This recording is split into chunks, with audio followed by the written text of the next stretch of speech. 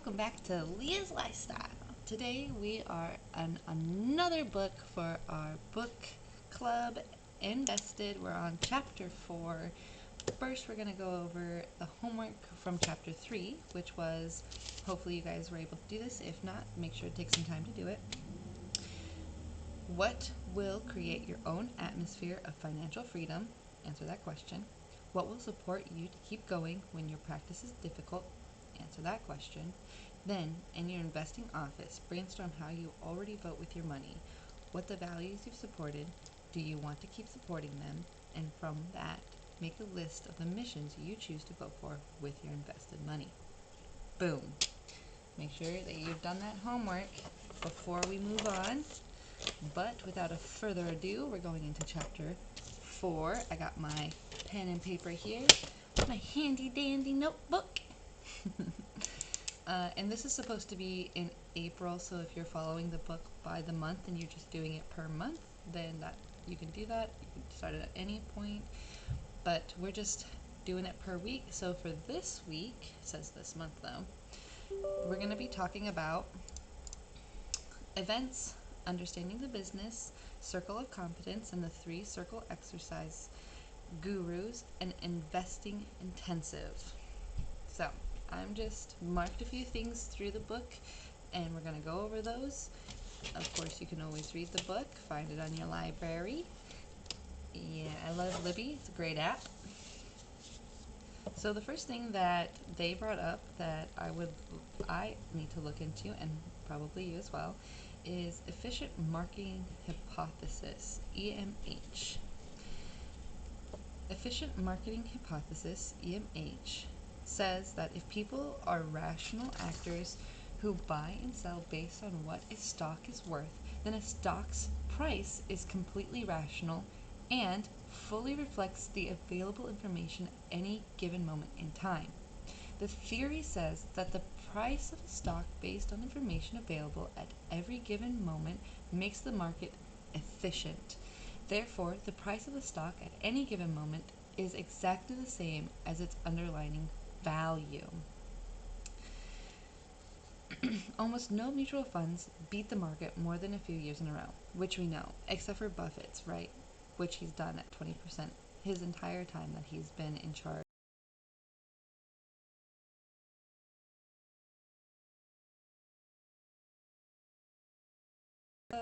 Berkshire Hathaway. EMH perfectly explains why any attempt to outsmart the market by picking good companies would be futile, because every good and every bad company is already priced at to where it's 50% probability that the stock price will go up and a 50% probability that the stock price will go down. But there is a counterexample to EMH. $10,000 put into the first Buffett partnership in 1956 would have grown to $2.5 million by 1973, while the same money in the stock market index would have grown to 50,000. If EMH is true and nobody can beat the market, then how do you explain Buffett's success? And that's still a controversial thing. People really don't like teaching it or think that it's real and learning it. It is so hard to imagine that the very lucky monkey could get 100 heads in a row. So this is a short story about this where like the whole point is that they believed that if you flipped a coin, that's essentially like playing the market, and 50% of the times you'll get heads, 50% of the times you'll get tails. But Buffett is somebody who 100% of the time, or pretty much 100% of the time, got heads, right?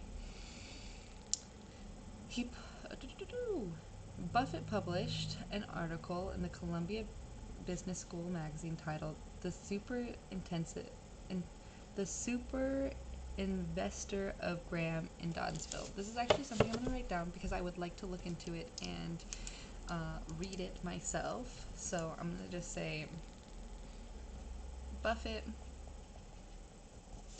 and then the super investor, which is one word, investors, of Graham and Doddsville. and it's in the Columbia Business School magazine. Which year? 1984. Okay, so I'm gonna say 1984, Columbia Business School magazine. But I would like to read that, so I'm gonna make a little mark here and just say read, so that I don't forget. Don't forget. Okay. Ooh, and then a person that we need to look into on the next page is Benjamin Graham. It says, I think we have looked into him a little bit, but I just want to make sure that we're remembering this well. The names and everything. Benjamin Graham. Benjamin Graham was an English-American financial analyst, economist, accountant, investor, and professor. He is widely known for the father of value investing. Right, I think we did write that book down. The Intelligent Investor. Yeah. He also made Secret Security Analysis, the Interpretation of Financial Statements. Okay. So, let's see here. We're just gonna write who he is. He was a financial analyst, economist, accountant, investor, and professor. And in case we didn't write down the books, I'm going to write them again. Again, just to make sure that I read them. The Intelligent Investor. I think I'm also going to write down security analysis.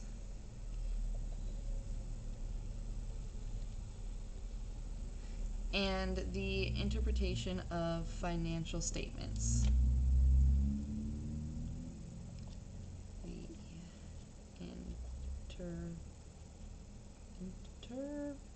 interpretation of financial statements.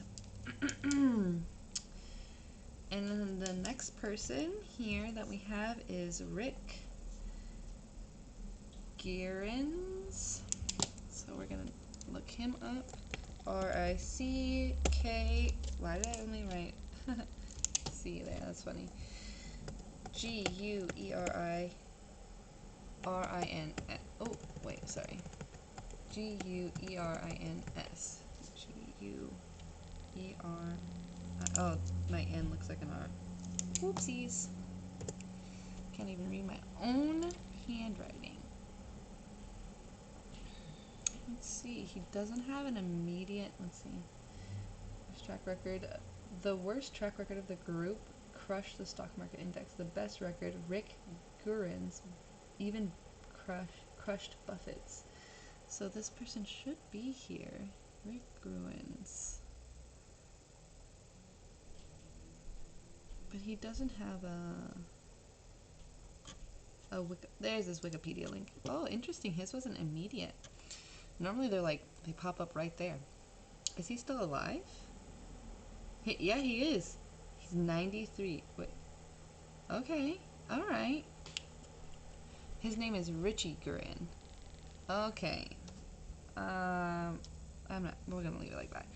Okay, Richard Vincent Gurin is an American former professional basketball player and coach. He played with the National Basketball Association, New York Knicks from 1956 to 1963, and was a player coach of the ST. Wait, what? Oh, he's a basketball coach? Guerin served as the Marine Corps revert. Okay, that's cool, but okay, he was also a basketball player apparently. Okay, professional career. Yeah, all right. But like, why is he in this book then? The record. Okay, I'm just gonna read so you guys understand like where he comes in this. All right. Um, I'll read this paragraph. It says Buffett's zoo was founded by his teacher and mentor Benjamin Graham, who pioneered what would become the basis for Buffett's and Munger's investing strategy. The Benjamin Graham Zoo of Value Investing Strategy had produced quite a few monkeys who had gone out on their own, and Buffett cited the records of several others of these monkeys who would all use Benjamin Graham's investing strategy of mentally always buying the business, not buying the stock, at a lower price than its value. He pointed out that their stock picks were all entirely independent. They had not discussed them with each other, and their overlap was extremely low. These records do not reflect one guy calling the flip and 50 people yelling out the same thing after him, he noted. Their results, the worst track record of the group, crushed the stock market index. The best record, Richie Guerin, even crushed Buffett's. So that's what I'm saying. Why is he in here and like all of his stuff just has to do with the Marine Corps and that if he is literally side by side with Buffett?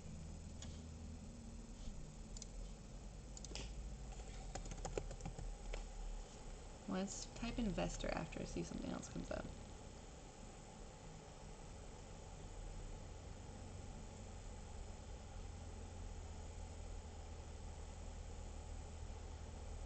Yeah, this is not, what is this? I'm finding this on bcmadvisor.com. It's a blog by Aaron Despot McMenamin. The unknown story of the guy that could have been Buffett. Okay. He could have been Buffett famous. When it comes to long-term investing, many people think the goal is to maximize returns quickly as possible. But as investors like Warren Buffett and Charlie Munger demonstrated, it's more about optimizing for endurance rather than maximizing for short-term gains. Let's break down the look into the keys. Okay. Ideas, the difference between optimizing and maximizing, and a fascinating story about Rick Guerin, a brilliant investor who was right there with the Warren and Charlie, but made one crucial mistake. Oh, okay. Optimize, don't maximize. In investing, many fall into the trap. Okay, here's the tale. The tale of Rick Ruins. Here's where the story of Rick Ruins comes. In 1960, Rick Ruins was investing alongside Buffett and Munger, making the same brilliant moves. However, Ruin took on too much margin debt in an effort to amplify his returns. When the 1974 bear market hit, he was wiped out. Buffett later reflected, Rick was just as smart as us, but he was in a hurry.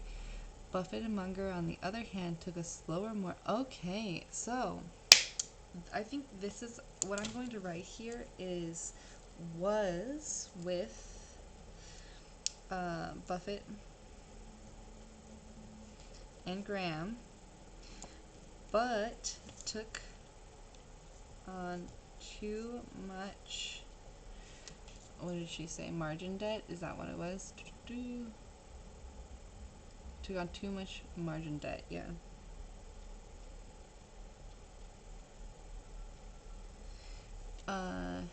And in 1974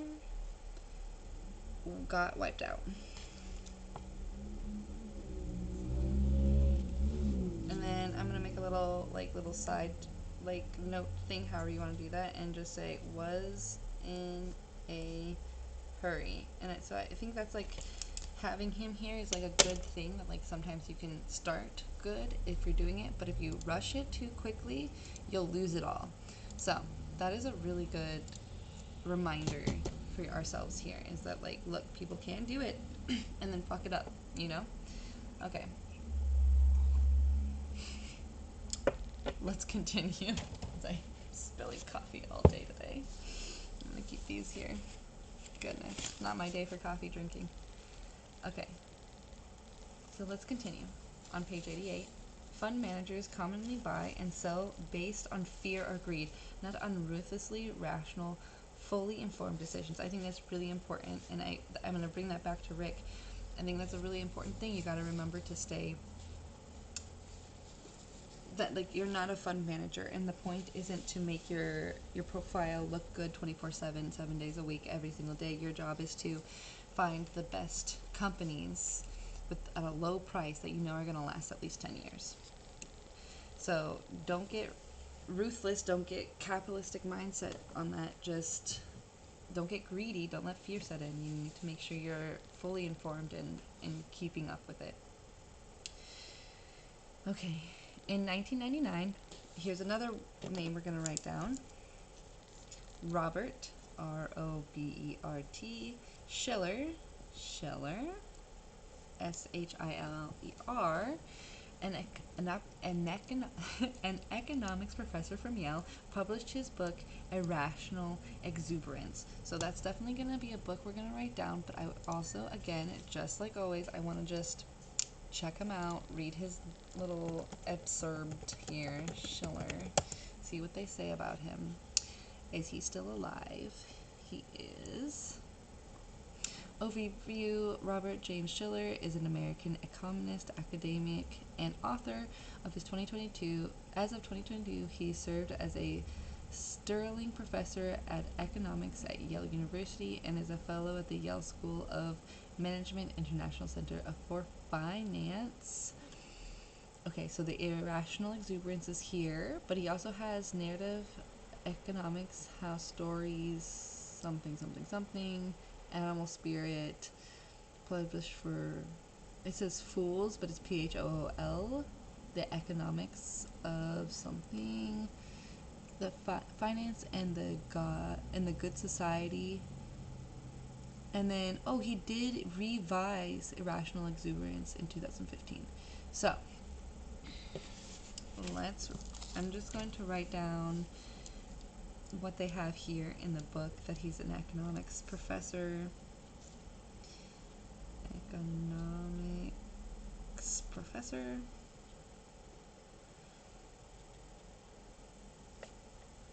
Because it doesn't look like there's anything different here. And then I'm going to write down book and read. I went back and did that with the other one because I didn't write that. And I'm just going to write down Irrational Exuberance because the other ones they kind of seem kind of silly, honestly. I don't know. I've never heard of them either. Animal spirits. A human psychology drives. Actually, maybe we should write these down because it's how human psychology drives the how human psychology drives the economy and why it matters for global capitalism. So yeah, I think we are gonna write them down. I'm gonna write down Irrational Exuberance from the book and Animal Spirit. We have so many books to read this year, guys. I'm gonna have to pick it up a little bit, but we're gonna do one at a time. It's not gonna be all crazy like that. Let's see. He has quite a few here, honestly. I'm just gonna click on them. Fishing for Fools: The Economics of Manipulating and Deception argues that competitive markets inherently foster deception where businesses exploit consumers. Okay, I think that would be a good one too. Let's see. Finance and Good Society argues that the finance, often seen negatively, is a powerful tool for society good that needs to be reclaimed and reformed. Okay, so that could also be a really good one. He has Macro Markets. I have a macro market book, but maybe that one's better. The New Financial Order, Risk in the 21st Century, Market Volatility. He has a bunch. The Supreme Solution. So maybe just look at which of these seem like ones you would like to read. Some of them are older, like the the macro market is from 1993, whereas like his Finance and Good Society is from 2012, and his Fishing for Fools and the Economics of Manipulating and Deception is from 2015.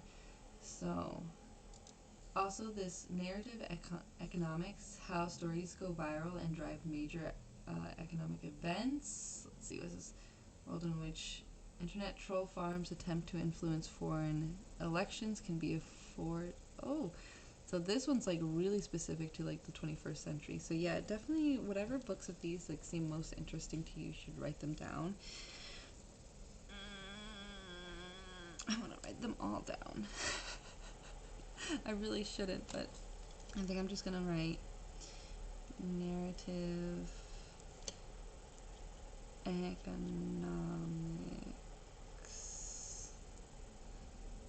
and then I'm gonna write blah blah blah, and then I'm gonna write fishing for fools, PHOOLS, and then blah blah blah blah, and then I'm gonna write finance and the good society, and then I'm gonna write more books at the bottom. Okay, let's move on to Alan Green is our next person on the list. Alan Greenspan, which I'm not sure. Ooh, capitalizations here. I actually had my caps on. Alan Greenspan. Okay. And it says, the title is from a quote by the chairman of the Federal Reserve, Alan Greenspan, who in 1997 said, "The stock market has become irrationally exuberant." He said that the supposedly rational and efficient market was manic, that the market was acting on emotional whims, not reason. So, Alan Greenspan, an American economist who served as the 13th chairman of the Federal Reserve from 1987 to 2006, he worked as a private advisor and proved consulting from the firms through his company, Greenspan Associates LLC. So, we're going to write him down. Alan, ALAN GREENSPAN, and then economist and 13th chairman of the Federal Reserve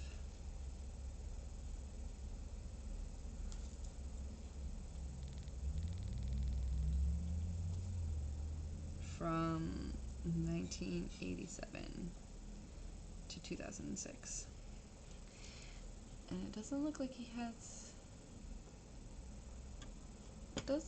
does have some books here if you guys want to check them out. The Age of Turbulence, Capitalism in America, The Map and Territory of Risks, Income Inequality Issues and Options, Changing Capital Markets. I'm gonna just, because I don't know what his books are about, and I don't want to take too much time. Books. Look. Okay. In 2013, Schiller received the Nobel Prize for Economics.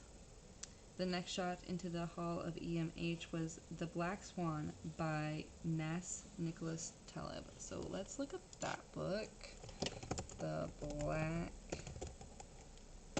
Swan by Nas Simnichollastaleb.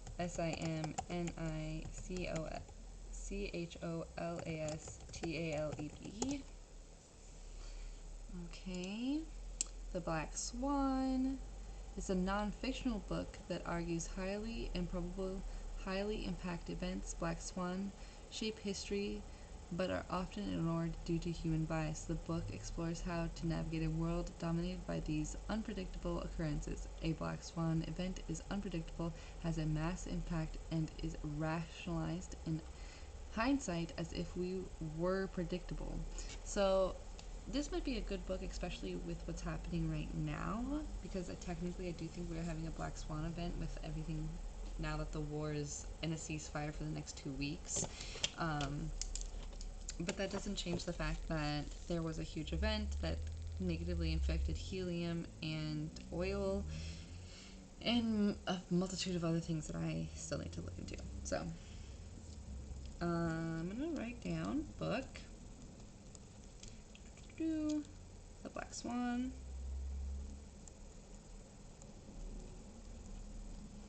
by Nassim Nicholas Taleb. Read. Okay, Black Swan is a Taleb term that means events that were thought not to exist. Which page? Okay, I know this might be a sensitive topic, but it's in the book. Remember, this book was made in 2010. Two Israel behavioral economics psychologists, Daniel Kahneman and Amo Tversky, which, again, I know might be, but we always need to know the people who came before us and actually did stuff, and the times have changed. But I'm going to write them down. Daniel. We'll look up him first. Kahneman.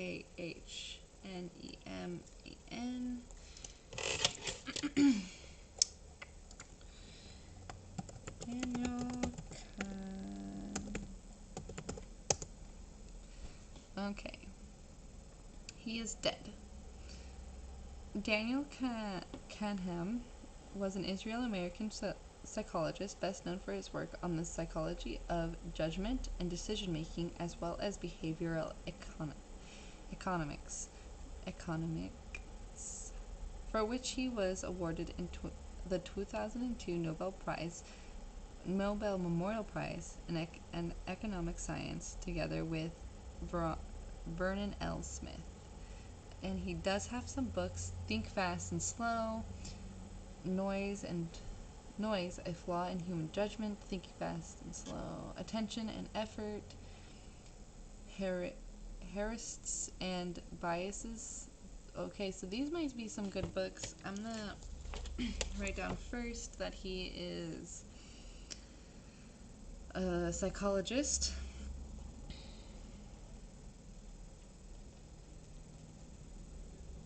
And behavioral economics.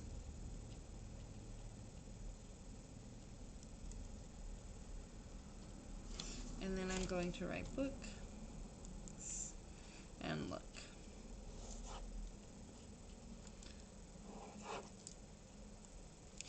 Okay, and the next guy here is, what was his name? Amos Tversky.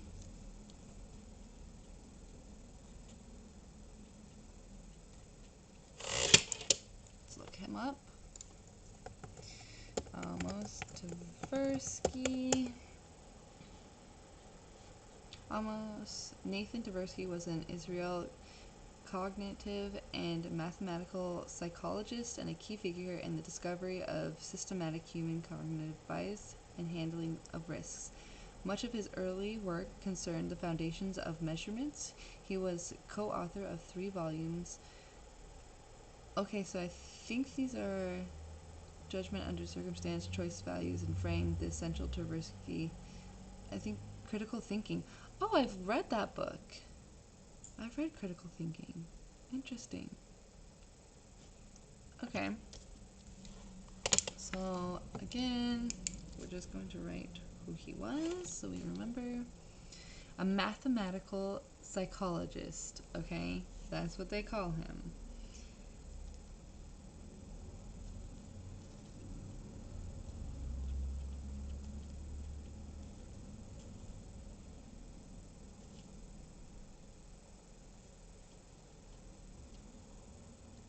And then I'm just going to write books. And Critical Thinking is a good book if I remember. So I'm going to write it down. More books. And we'll I'll look into them.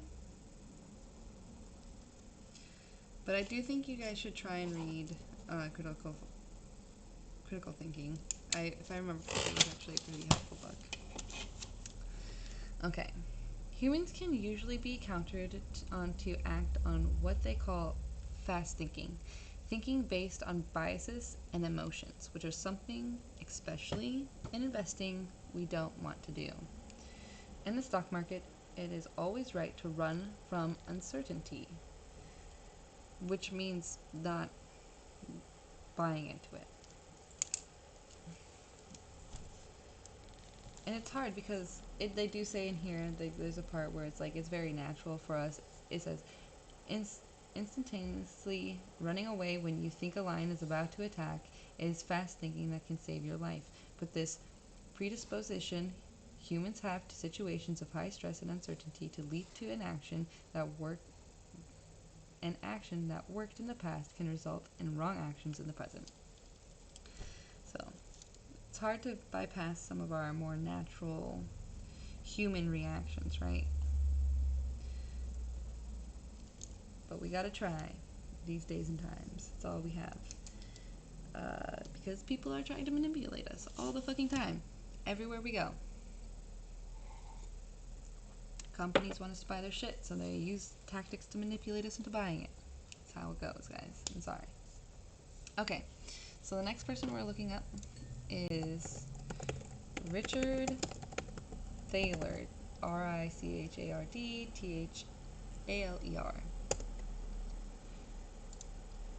Okay, Richard Thaler. Richard H. Is he alive? He's 80. Richard H. Thaler is an American economist and the Charles R. Walgreen Distinguished Service Professor of Behavioral Science and Economics at the University of Chicago, Booth School of Business. In 2015, Thaler was president of the American Economic Association. Thaler is a theorist in behavioral economics. So we're going to say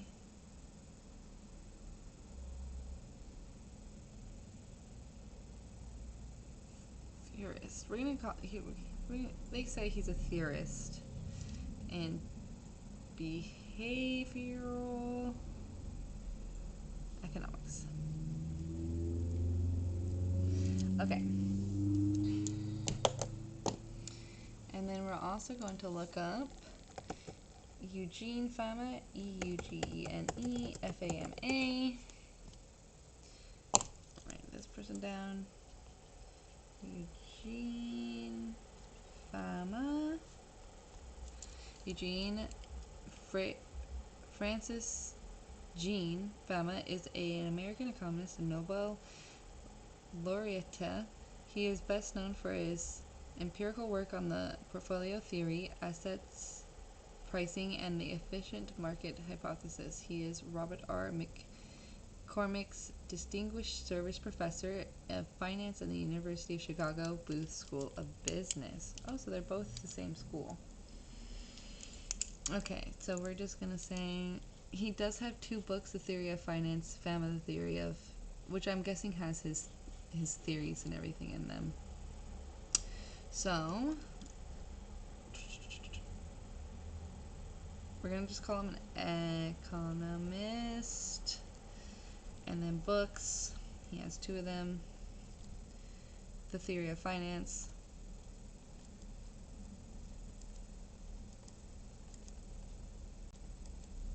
And Fama, The Theory of Finance, which the first one was written in 1972 and the other one was written in 1996.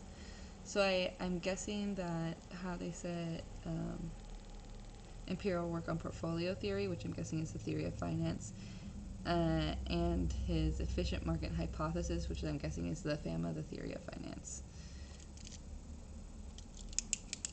Okay.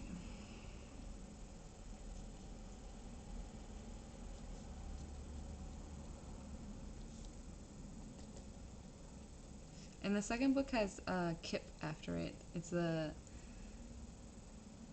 Fama, the theory of finance. Kip. I don't know what that means, but we'll figure it out eventually. EMH is still being taught in every business school in the United States. Actually, that's something I wanted to look into. I remember being like, ooh, I actually want to make sure. Is EMH still being taught in business schools in the USA?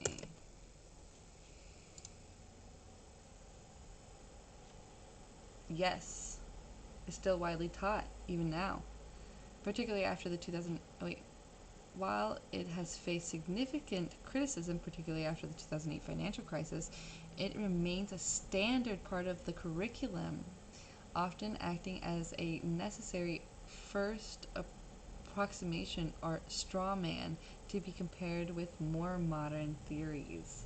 Wow, that's crazy, even though we know it's not true now. That's the world. That's the world we're in. They're like, no, we have to. Wait for inevitable wait for the inevitable economics recession. Okay. So what this means in value investing works.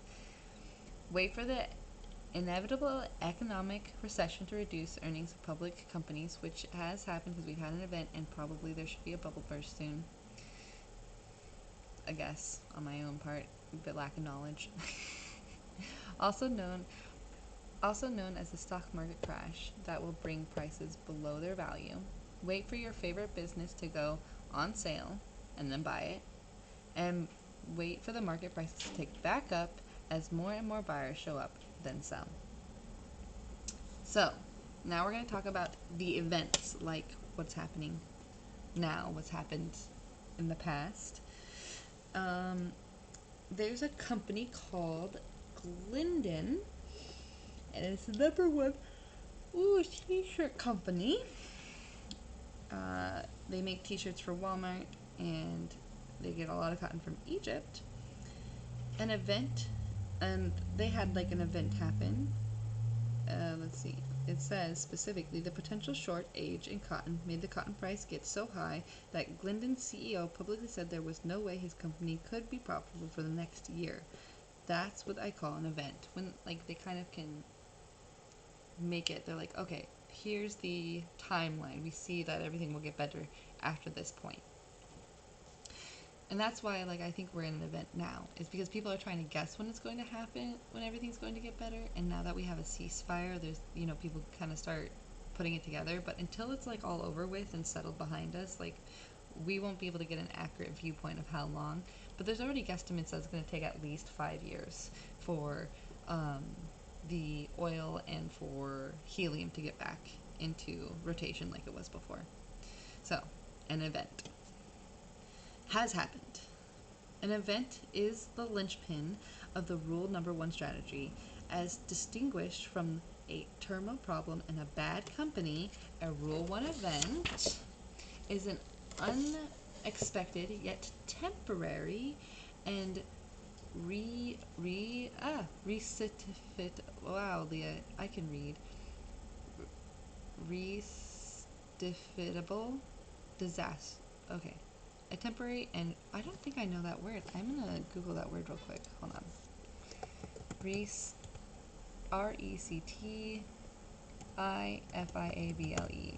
Let's look. Learning words. Recitable means capable of being corrected, amended, or fixed, often referring to the false mistakes or situation. Recidivable. Recidivable. Okay. Recidivable. Nice. Disaster that creates short to medium term uncertainty about the cash flow or common company. All right. And then we're going to go into market-wide events that I only marked for that. When the market is rocketing to the moon and I'm being left behind, I keep my eye on the Shiller PE and the Buffett indicator. So we're going to learn about these indicators, which I'm going to look for. I'm really excited about this because when I was reading it, I was like, ooh, I wonder where we're at now with these. So the Shiller PE is by Robert Shiller, which I do think we did write down. Yes, we did write down Robert Shiller's name. Perfect. Robert Shiller, which is the author of The Irrational Exuberance.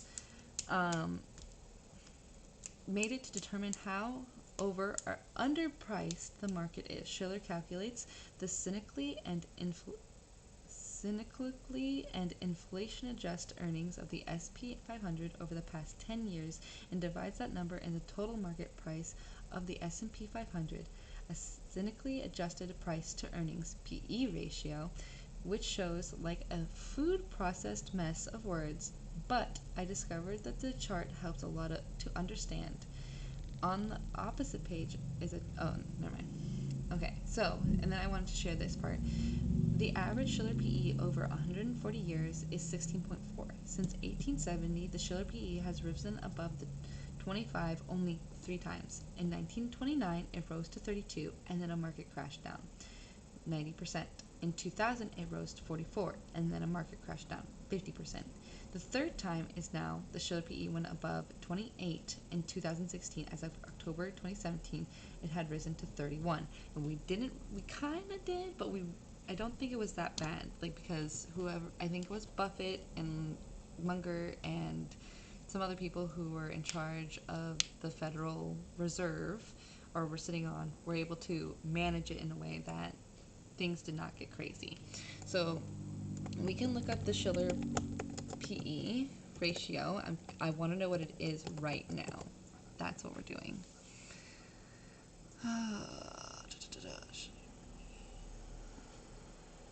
What is the Schiller PE ratio currently? We're at 38 to 39. So yeah, that crash seems kind of inevitable considering the highest was at 44 in 2000. So we're getting up there again. It kind of seems, especially with the war now, it's seeming kind of seems like they're gonna have to really do something to move that around if it's not gonna. And there's been some talk about how they're gonna do that and how that will affect the people and interests and stuff like that. So we'll see. I want to find. Is this the Schiller PE? Okay, I think this is 10-year rate.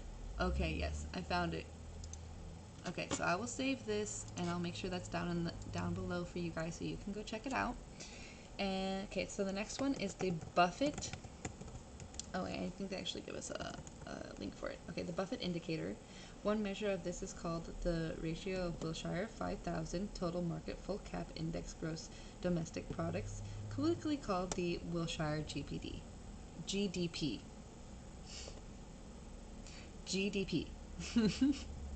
And that is at the fred.stlouisevd.org. Let's check it out.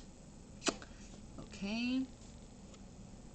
And on the next page, I'm pretty sure they tell us the numbers for that. So we're going to look at that.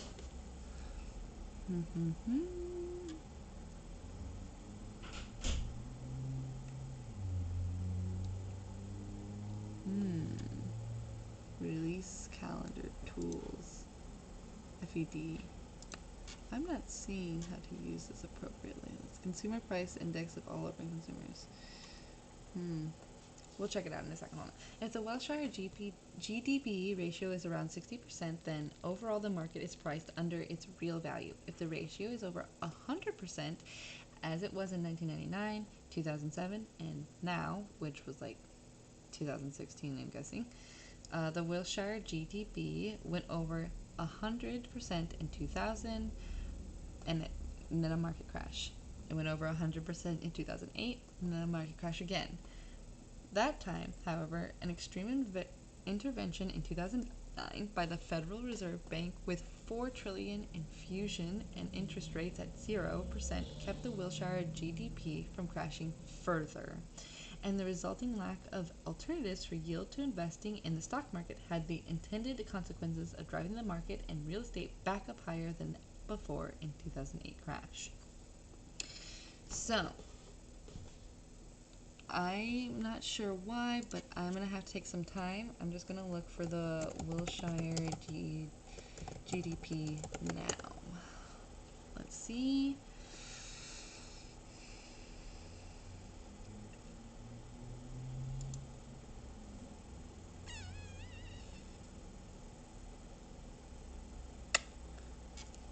We're at 210 to 223. That is twice as much as it's supposed to be before it crashed. So it's at its record highs. It's exceeded them. So yeah, it's kind of seeming a little suspicious that we haven't had a recession, and that's looking like a strong depression in my eyes. So hopefully there's some smart people out there that understand the microeconomics and the economics of the world, that they'll be able to figure that shit out, and we won't have to go through that. But okay, anyways, on page 98, uh, this is just a little explurb from uh, Town. Mr. Phil Munger counters that it was only 15 patiently awaited deals that put them on the top ranks of all investors. Munger's wisdom about life, integrity, rationality, patience, focus, inversion, divergence, anti-fragility, and the power of sloth, mispriced gambles, and the danger of overcoming finance, and other human foibles is legendary in the investing community. And I just think that having this,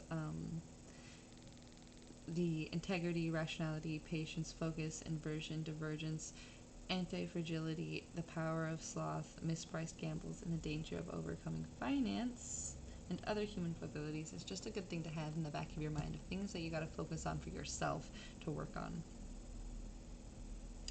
Okay, so the rule one, these are maybe something you need to write down, but the rule one strategies are the four of them. 1, it must be a business he is capable of understanding. 2, it must be a business with some intrinsic characteristics that give it a durable competitive advantage. 3, he would like it to be a business that has management with integrity and talent. And 4, it must be a business that he can buy for a price that makes sense and gives a margin of safety. In summary, be able to comfortably predict the long-term prospects of a company and buy it at a price lower than its value given. Seems simple. Seems real simple, but it's a lot of work to get there, to be knowledgeable of it. Notice that Charlie did not say that he has to currently understand the company. He used the future tense, not present. No, he has to consider himself capable of understanding the future rather than currently understanding it from the get-go, which is why I'm looking into oil companies and helium companies. Since there's an event, this is a good time to get to know what's happening, why, how it's affecting, and really be paying attention. Especially if you're not prepared and already have the information. Education, education, education. It's kind of like location, location, location, but for your brain. Just like with buying a condo, you've got to know neighborhood and the long-term implications of that location. For public companies, the neighborhood is the industry. What has it been through? What are the cycles, and what are its good spots and bad spots? And where do you think it's going over the next 10 to 20 years? Are the schools getting better or worse? Stores opening or closing? Incomes going up or down? Prices going up or down? And then you just kind of like adjust that. Like he's giving you kind of like a side-by-side view here of like, if this is what you do for buying a condo or buying a house or whatever, this is the research, and that's the same research you do for buying a stock. You look into the company, you're like, how are they making money? How much debt are they in? How has the last 10 years been? What is their management like? It's like the same thing. How often do they switch out management? How much are they paying their management? You know? Two seemingly opposite ideas can be true at the same time. I'm completely capable of understanding some companies, and is such a vast amount of information that knowing all of it is impossible. So don't try and learn everything. Just learn enough that you feel confident enough to make a decision on if the company is good enough to buy. It's at a low price right now, and it's going to be higher in 10 years. If it is not that obvious, it is not a good investment for you. Keep it obvious. Buffett has a box on his desk, a too hard box. He's dying for an excuse to throw things in the too hard box, and you should be too. Look into a company. You should use your own innate knowledge and experience to determine if the company is potentially in your sweet spot or if it's just right now, today, too hard. Rule number one, investors expect at least 90% of what we look to be too hard or an outright no. And that's how I'm feeling about everything that's happening with helium and oil. As much as I feel like that's like really good, I think at this moment for me, it's in my too hard box. I don't have enough in network understanding about it. It's not my circle of competence. For beginners like you, it will be even fewer. So just be prepared to like say no to a bunch of companies, okay? To be ready to act aggressively when fear is everywhere seems to be one of the greatest paradoxes of the rule number one investing. So just be prepared. Be prepared. I'll always be a student in this practice, and that's a good thing to remember. You should always be a student. Keep reading, keep learning, keep getting your stuff together. So the next thing we're going to talk about is a circle of competence. Ooh, and here's our next person we're going to write into. Jim, Jim Collins, Collins, uses his book Good to Great to determine what companies. So that's going to be a person we need to look into. Jim Collins. Boom. Okay, Jim Collins is an American researcher, author, speaker, and consultant focused on business management and company sustainability and growth. All right. Collins is a researcher, author, speaker, and consultant. And then we know for book, for sure we want to look into Good to Great. And he has a few some here. Let's see. Built to Last, Successful Habits, Beyond Enterprisers, Hip, and a 2.0 of that. Great by Choice, Want to Make a Life, and it looks like there's more, so let's just start. I'm going to start with the habits one because that's one of the biggest ones. Built to last. Habit building is really important. And then I'm going to write books and look. I want to look into them. But then I'm going to make sure I write read for here for the Good to Great. Okay? We'll make 3 circles, and the convergence of the 3 is where you start creating your circle of competence. So we're going to do that together right now as we read the book. I've done this before, but I feel like this is just something you should keep doing, keep updating, keep focusing on. So, make your 3 circles. You can make them as big as small as you want. I'm actually going to write circle of competence first. Right, that's what it is. So, yeah, circle of competence. Competence.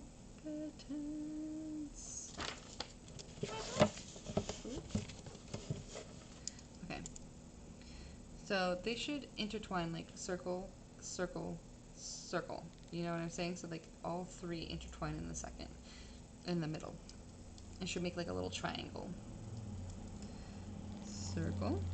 I'm gonna sneeze. Excuse me.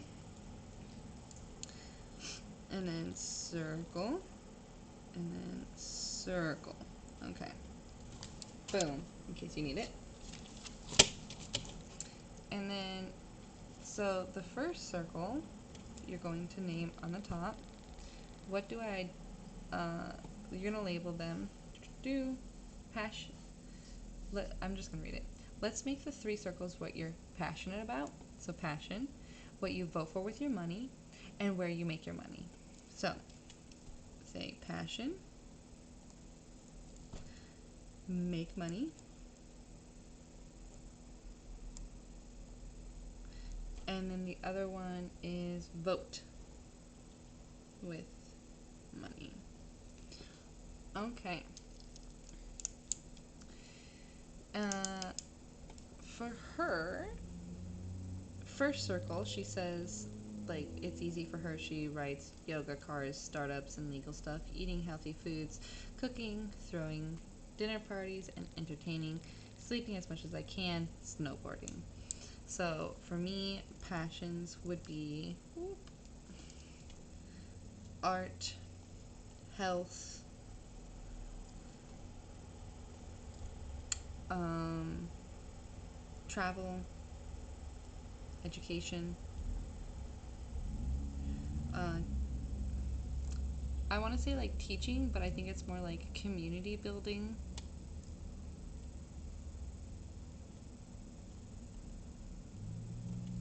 Um, fashion.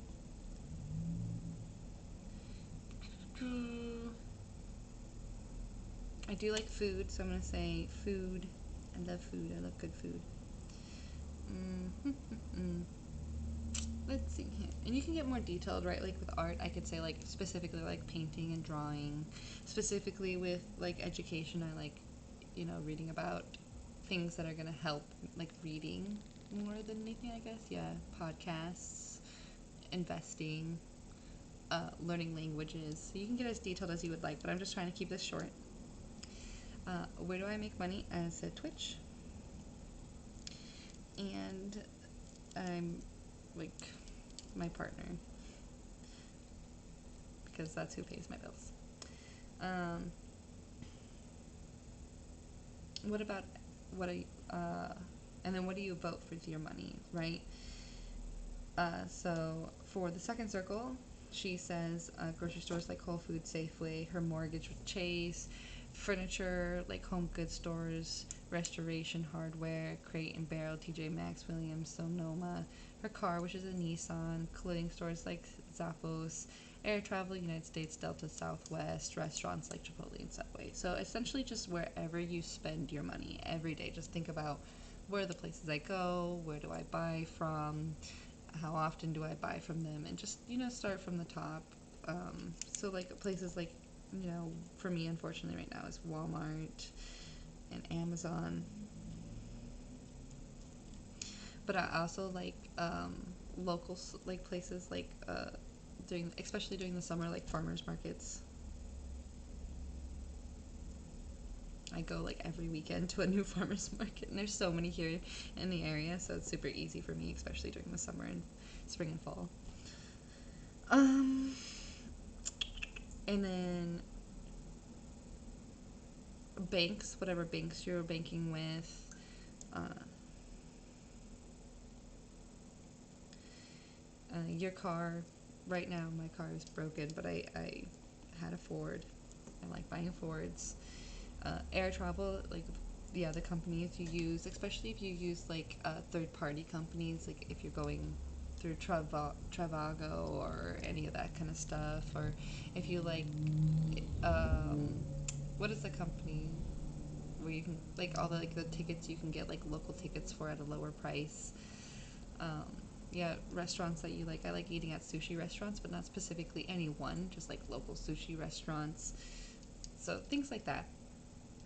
Also like Charmin, like your toilet paper. Like if you're like a toilet paper, like if you know for a fact you buy the same toilet paper every single time, and every time I try and buy a toilet paper outside of Charmin, whether to give like another company a try or like to do a cheaper price or whatever, like I always regret it. I always hate it, and I always go back. So she even says that too here, which is very interesting. Uh, let's see here. Okay, next page. What companies are in it that you already know? So once you put these all together, what companies are in it that you already know? In a high priced market, mostly you're just putting companies that are wonderful on a wish list to be bought later when the market makes it inevitable downturn. Don't worry about actually buying anything at this point. You're just going to build a shopping list. To start out and practice, stay focused on your circle of competence. Find out what other companies there are in the industry and learn how to relate to each other. What are the economic cycles of the industry? Is the company you're interested in going with overall trend or the industry or against it? Are there regular ebbs and flows, or does the company profit usually going up with the economy and down with a recession, or is it a counter cycling? So, a big thing is that you want to find not just what's in these circles, but what matches within the circles and kind of start there. And that's your, like, the beginning of your circle of confidence.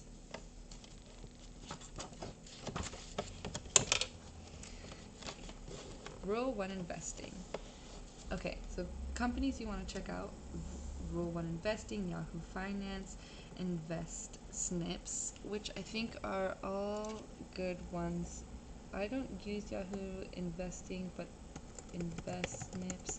Also, places like, I think we've talked about them before. Alpha. What is the Alpha one? Alpha investing site.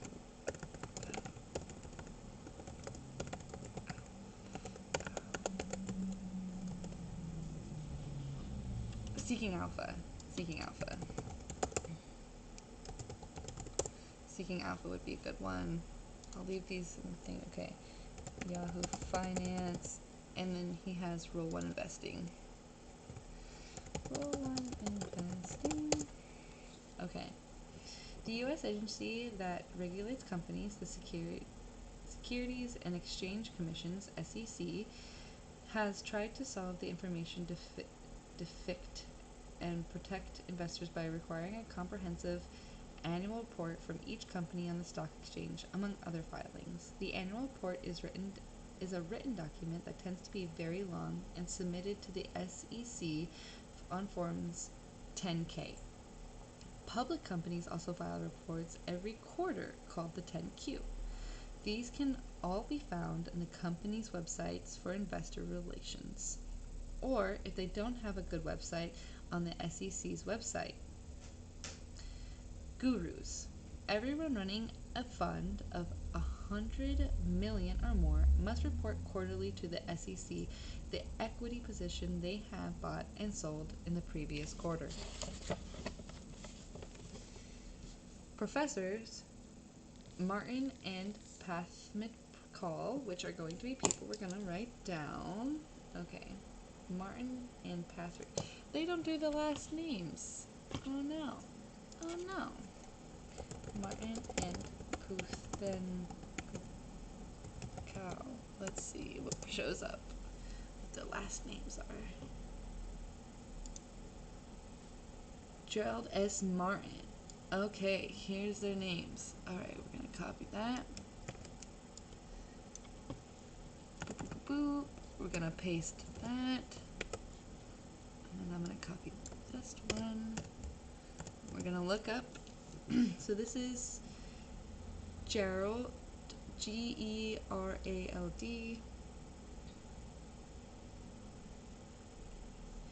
S. Martin, Matin. Okay.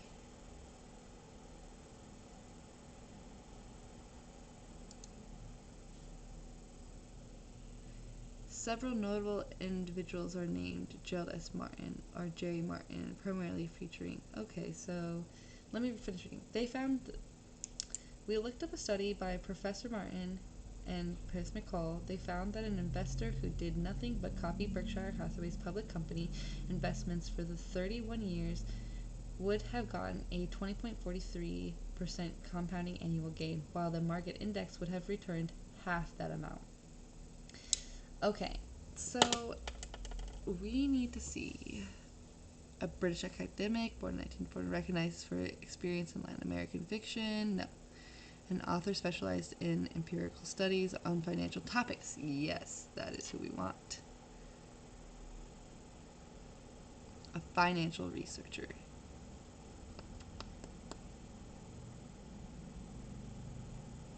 I'm looking for his Wikipedia.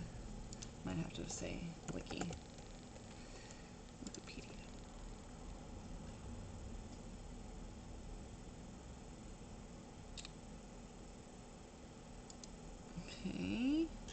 The William F. Sharp Award for Scholarship Financial Research is awarded giving each year author research public in the Journal of Financial and Quantitative Analysis, which has made most important contribution.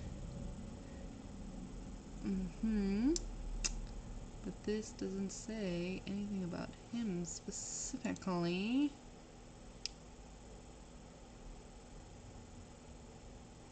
American University. It's Martin. Awarded merit-based summer research award on Basis Business School.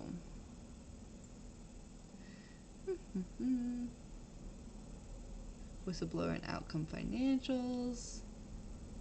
Honors and Awards. Running for Congress? I don't think so. I think it's just this one. Let's click it, see what happens. Associated Professor in Financial and Real Estate. He's alive, he has a phone number.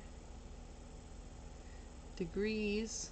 Bio. Jerry Martin is an Associate Professor of Financial at the Kogod School of Business, American University, Washington. He teaches undergraduate and graduate. Okay, so we're just going to say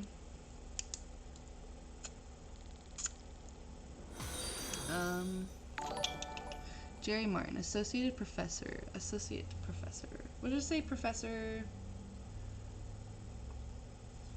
Finance and Real Estate.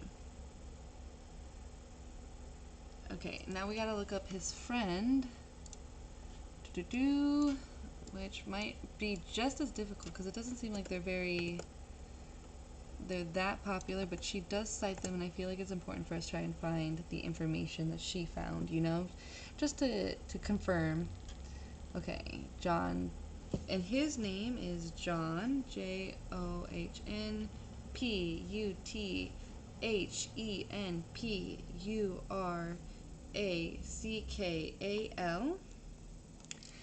Okay, University of North Texas, Associate Dean for Academic Programs, oversees graduate masters. I think we're gonna have to click this. I really don't think their Wikipedias are gonna be much. Unfortunately, they deserve them, but that's just not how it works in this world. John, Department of FIREL, Farrell, Office of the Dean, Associate Dean of Academic Programs, Professor, and Associate Dean for Academic Program, Dr. John oh man, I'm butchering this, I'm so sorry. Puthenpurackal oversees and undergraduates, masters, and doctoral programs in the Ryan College of Business. Financial graduate of Texas A&M. So he's also, I think, just a professor of business, right? That's like what he is. Doesn't say. It's Department 8 years published. Oh, he has published a reputed finance academic journal such as the Journal of Financial and Quantitative Analysis, Journals of Corporate Finance, so Financial Management, and Journal of Business Finance and Accounting. So we'll just say Professor of Corporate Finance. Corporate Finance! Very impressive. Very nice. I'm sure they are very smart. Especially, and it seemed like it was around 2008 to 2016 when they published those things. So it's a very similar timeline. Thank you, Pokey Sandra, he, for the follow. I appreciate it. I'm good. I hope you're well. Just reading my book, getting the notes out. Okay. Buying Berkshire might be a good call, but how will you know if it's a good price without learning investing? Berkshire isn't cheap often, and that means we're probably better off copying what they're buying. Also, Buffett isn't going to run Berkshire forever, and he's not. He just stepped down and put somebody else in, so we have no idea what the future looks like. There's a short list of other investors who invest in the rule number one style and get high returns year over year. Buffett, Munger, Monica Bry, Guy Spear, David Einhorn, and Bruce Berkowitz. I think we've done David Einhorn, but I don't think we've checked out Bruce Berkowitz. So let's check him out. BRUCE BERKOWITZ. We're going to write him down because he should be a rule number one person. Bruce Berkowitz. Bruce Berkowitz is an American equity fund manager and registered investment advisor. Berkowitz founded For Home Capital Management in 1997 and was formerly a senior portfolio manager in Liam Brothers Holding and a managing director with Smith Burney. So he's a fund manager.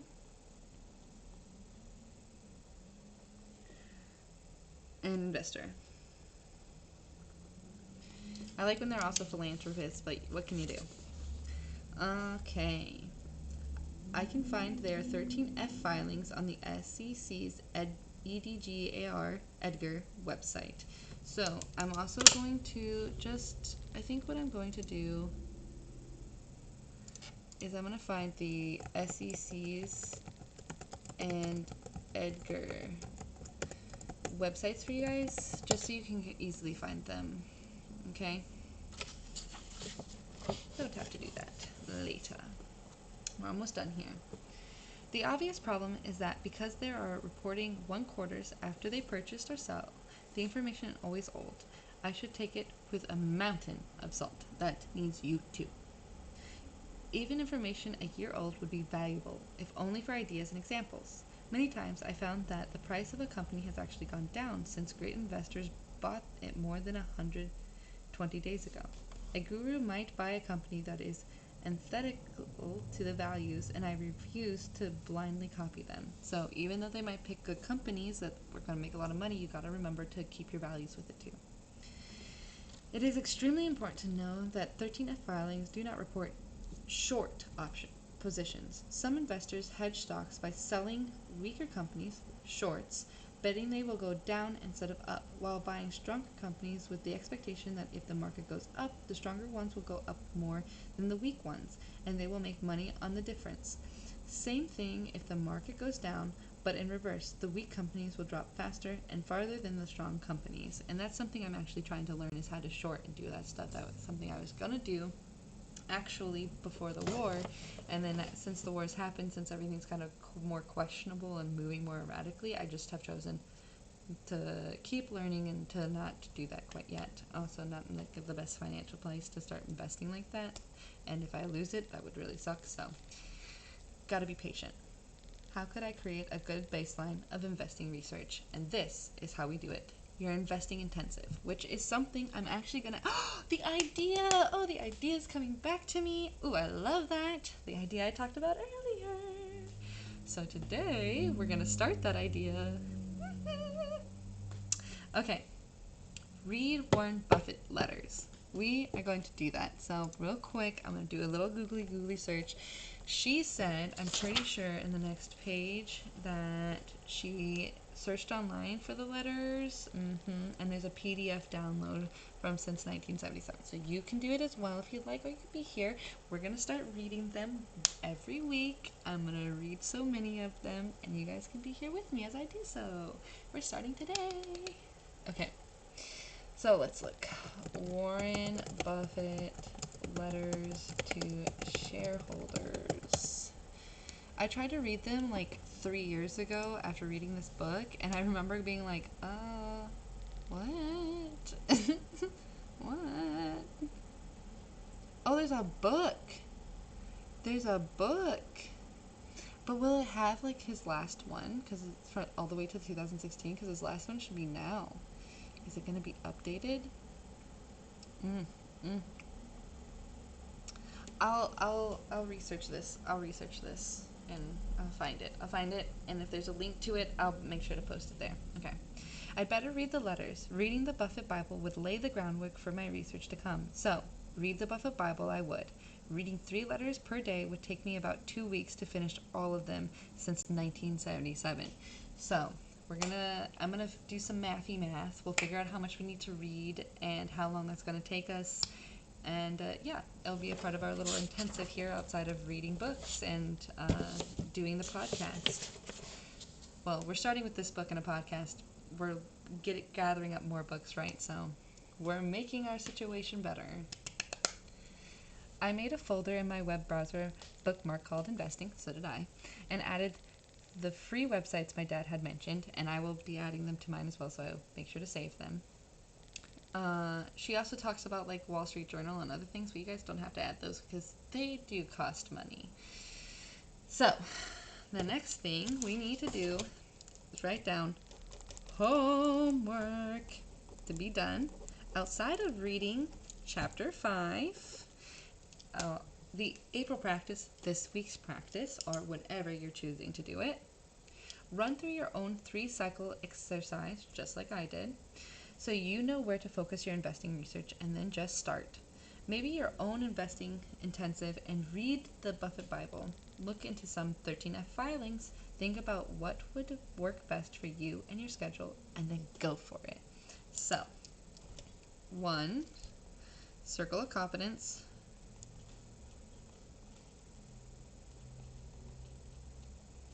Research companies. Research to find companies.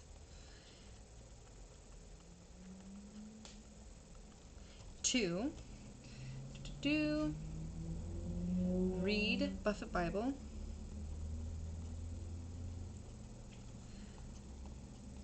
Or get started. 3, or even just set up how it's going to go or plan to join me, whatever's going to work for you. Figure out what your investing intensive looks like. So look at some 13F filings. So we're going to find your intensive. And that can be 13F filings, the companies, and just read. We're not doing anything. We're just reading. We're just finding the information. We're reading. We're putting this in our schedule. We're setting it down, figuring it out. All right?